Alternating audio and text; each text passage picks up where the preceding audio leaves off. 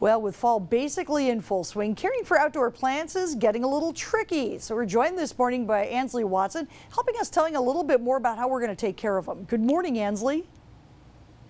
Good morning, Vicki. You know, it is not always easy keeping plants and shrubs alive, especially when the seasons change. When it gets cooler, then what do? Do you cover them up? Do you prune them back? How often do you water them? So many questions that we will answer in just a little bit. I'm down here at Founders Landing, where we will answer all of those questions about how to keep proper care of your plants during the fall seasons. Reporting live in Marquette, Ansley Watson, TV6 News. Okay, as a homeowner, I am really going to pay attention to that. Thank you very much, Ansley, because there are a lot of questions this time of the year. I'm always afraid I'm going to cover them too soon, and they're still going to be growing, so I'm a little cautious on that. Yeah, some helpful words of advice may be coming soon here. That's what I'm hoping. Back 11 after the hour, so the gardens are still producing, but that first frost, it's coming soon. So how do you protect the produce from dying off too soon? Well, Ansley Watson this morning is getting a little bit of help to clear up those questions. Good morning, Ansley.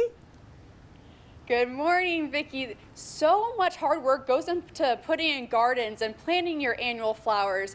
Then once the cooler weather comes, they sort of die off a little bit. How do we take care of them? Well, we're going to answer all those questions with Paula Spaguzzi here. She is the greenhouse supervisor at Nagelkerks. Good morning, Paula. Thank you so much for being with us this morning. Good morning. So talking about gardens, the produce season is probably dying off soon. How do people prepare their gardens for the wintertime? Well, you know, a lot of people plant annuals, and those annuals are petunias and marigolds and things. But now those plants don't overwinter, so we need to pull them from our gardens if they're dying off. And especially vegetable plants too, if they're done producing, you know, it's time to get rid of all that garden debris. So we want to rake that garden debris. We want to make sure that we're going to pick up any leaves that are starting to die and decay, because we don't want any disease or fungus in our soils for next season.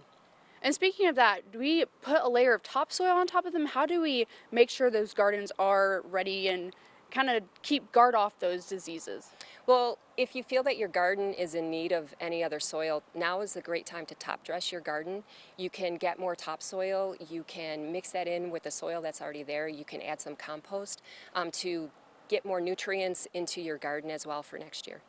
And for annual flowers, I know that people probably want to keep their flowers around as long as possible. So are those something that people can bring inside the house and keep over the winter, or do you just have to let them go?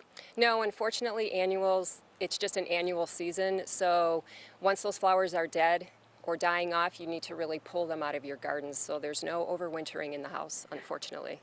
All right, I know we're looking at some perennial plants, some shrubs here, and perennials, that's something that comes back year after year.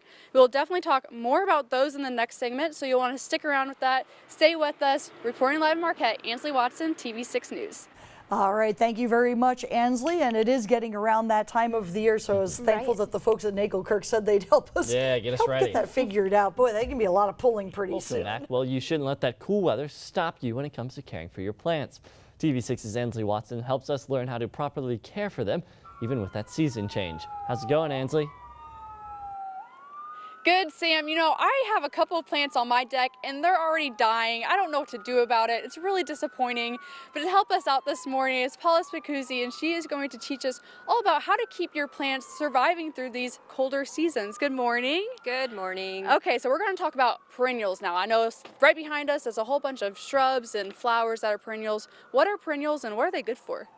Perennials are plants that come back every year. So they're something that you don't have to, worry about planting every year unless you want new plants. And this is the time of the year to plant any new perennial that you want for the upcoming seasons.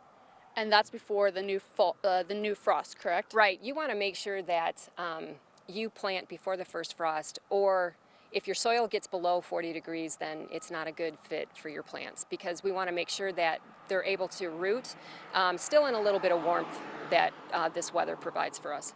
What about pruning? Do people need to prune back their bushes now, or can they do that later in the spring? When is a good time to do that? Well, there's flowers that, perennials that can be pruned now, such as daylilies or peonies, phlox that are getting yellow or don't have any flowers on them that are ugly to your eye, so you would want to go ahead and just cut those back. But there's also flowers that have winter interest, like, a coneflower. You would want that to just poke out of the snow. It's a really nice dried looking flower in your garden. So something like this coneflower, these aren't going to die, or do they die? How does that work? They will die off, but they're going to leave just a beautiful straw flower appeal in your garden. So it might be fun during the winter to see that poking through the snow. And that's also good for seeds, right? For the birds? Right. You know, it's a self-seeding flower. Birds can come in and survive on that and feed a little bit in the wintertime as well. Now for flowers in the spring, you were talking about earlier about bulbs. Now is the time to plant those? Right. Now is the time that you would, as you prepare your garden, you can plant spring blooming flowers, and those are in form of bulbs. They're tulips and daffodils, crocuses. So this is the time of the year that you would want those to be planted in your garden for a spring bloom. And you're the supervisor for greenhouses at Nagelkirk's. What kind of plants is Nagelkirk's selling right now?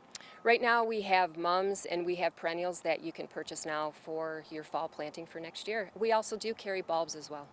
All right, so mums I think is a good colored flower to buy right now. Right, and that adds color to your garden in your fall with your pumpkins and your straw and your corn stalks. You can definitely add those mums, yellows, oranges, just great, brighten up an otherwise time of the year that might be some lack of sunshine sometimes, but definitely a good sunshine to your garden. And one more thing real quick, do people need to wrap their shrubs or plants right now?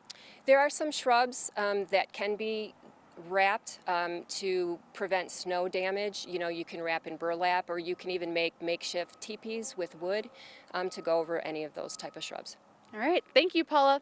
Reporting live in Marquette, Ansley Watson will be back with more of your TV6 morning news after the break.